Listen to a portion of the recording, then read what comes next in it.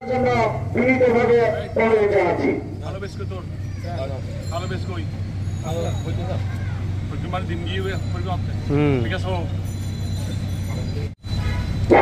আমি মোনাজাত করার জন্য অনুরোধ জানাচ্ছি আমাদের পৌরসভার মুরব্বি واغفر لنا وارحمنا لنكونن من الخاسرين واعف عنا واغفر لنا وارحمنا انت مولانا فانصرنا على القوم الكافرين اللهم اغفر لنا يا الله এই পৌরবাসীর প্রতি খাস রহমত নাযিল করুন ইয়া আল্লাহ রব্বুল আলামিন এই পৌরসভার সমস্ত কর্মচারী ভাইয়ের মহলে সুস্থতা দান করুন ইয়া আল্লাহ রব্বুল আলামিন আমরা যারা হাত তুলেছি আমরা সবাই হাত three wheeler garbage van garbage rickshaw van garbage bag dustbin ইত্যাদি প্রধান অতিথি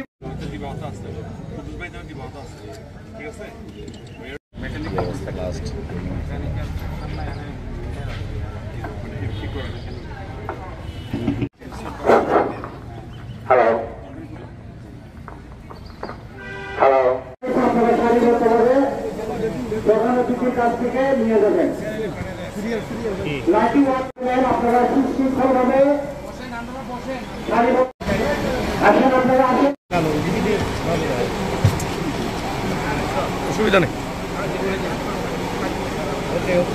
আমাদের অহংকার গণপ্রজাতন্ত্রী বাংলাদেশ সরকারের পার্বত্য চট্টগ্রাম বিষয়ক মন্ত্রণালয়ের বান্দরবান পৌরসভা নন্দিত মেয়র জনাব শামসুল এরকম নাগরিক হলে পৌর মেয়র সাহেব বা পৌরসভা যারা মেয়র কমিশন যারা তারা যতই নির্বাচিত মাননীয় সংসদ মাননীয় সভাপতি পার্বত্য বিষয়ক কেউ নাই সংসার চালাতে পারে না, তাকে একটা টাকা দিয়ে কোন সরকার সাহায্য করার কথা তো কোনোদিন চিন্তা করে নাই, যেটি শেখ হাসিনা করেছেন।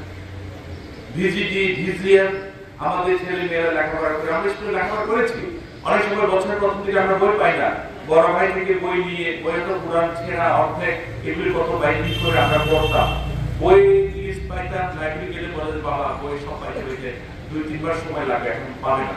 আমরা সেই বইগুলি সংগ্রহ করতে করতে লেখাপড়া করতে করতে আমাদের 3 মাস সময় চলে যেত।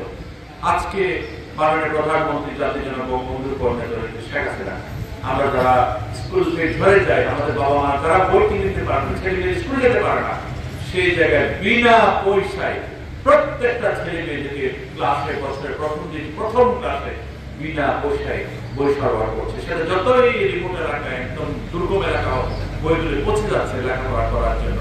বৃত্তি উপবৃত্তি সাহায্যের কোনো শেষ নাই। আজকে বান্দরবান জেলায় রাজা ছিলেন, বাচ্চা ছিলেন, এমপি ছিলেন, মন্ত্রী ছিলেন, কেউ থানচি রাস্তার কথা চিন্তা করে নাই তো, কেউ মধ্যে একটা সড়ক হবে চিন্তা করে নাই তো, রং ছিল একটা কাছে আদাও একদিন 2 দিন চলে যায় গিয়ে আমাদের লোকামুখে যেতে হলে হেঁটে গেলে তো পুরো দিনে যায় গিয়ে কোনোদিন তো কেউ এটাকে উন্নত করতে হতে কেউ চিন্তা করে নাই। প্রত্যেকটা উপজেলায় কলেজ হবে, স্কুল হবে, হাসপাতাল হবে, বিদ্যুৎ পৌঁছাবে, এই কথাতে এত সরকার গেল, কেউ তো চিন্তা করে নাই। শেখ হাসিনা ব্যতীত আজকে আমি 91 সালে যখন আমি প্রথম নির্বাচন করি, আমি থানচি গেছি 4 দিনে, নিজের লোক ফেলে ফেলে একবার কথা পারে। আমরা যারা আছি হেডতেছি মামুন চাচ্ছিলাম এবং মরম চাচা ব্যস্ত যারা আল্লাহ করুন, এই বয়সটা মানুষ নৌকা বসে বলে আমাদের সঙ্গে খাঁচ চলে গেছে। আমরা নৌকা চাইছি, আমরা খেয়েছি নৌকাকে, কখনো কখনো কদ্দুর গিয়ে মাঝি বলে বর্তা বর্তা বর্তা, তখনই বুঝতাম যে সম কাকে বলে, সময় গিয়ে সঙ্গের মধ্যে নৌকা আটকে যাবে, অর্থাৎ পানি কম কিন্তু পানির স্রোত বেশি, মাঝিতে একা পারে না। আমরা ঝাঁপ মেরে একদম নদীতে নিয়ে নৌকা ফেলে ফেলে 4 দিনে বিভিন্ন পাড়ায় পাড়ায় ঘুমিয়ে ঘুমিয়ে 4 দিনে আমরা ফাঁসি গেছি। ফাঁসিতে 1 ঘন্টার দিকে বসে আবার নৌকায় উঠছি, 3 দিনে আবার বান্দরবান এসে পৌঁছছি। আজকে এসে ফাঁসি, এখন থাকার লোকরা বান্দরবান যাবো বললেই বলতে ফাঁসি যাবো গিয়া, বান্দরবান এসে নেমে ফাঁসি চলে যায়।